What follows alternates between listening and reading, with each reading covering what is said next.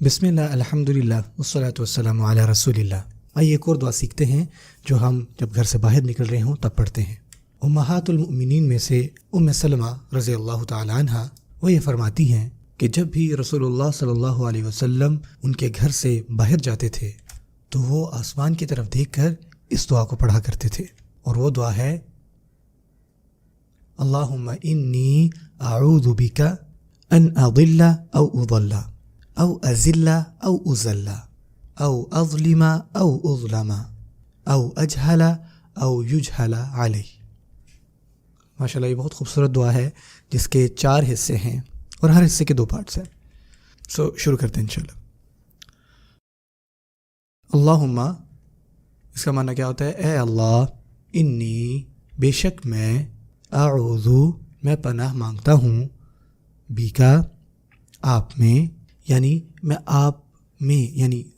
آپ کی پناہ مانگتا ہوں۔ اور وہ کیا ہے؟ ان کا مطلب ہوتا ہے کہ اضلہ کا مطلب ہوتا ہے کہ میں گمراہ ہو جاؤں، یعنی کہ اللہ میں گمراہ ہونا نہیں چاہتا۔ او اضل، یا مجھے گمراہ کیا جائے۔ یہ پیسو وائس ہم نے انگلش میں پڑھے تھے نا، ایکٹیو اور پیسو وائسز۔ آپ پیسو وائس انشاءاللہ عربی گرامر میں آگے پڑھیں گے، لیکن فی الحال آپ اس ترجمے کو یاد رکھیں۔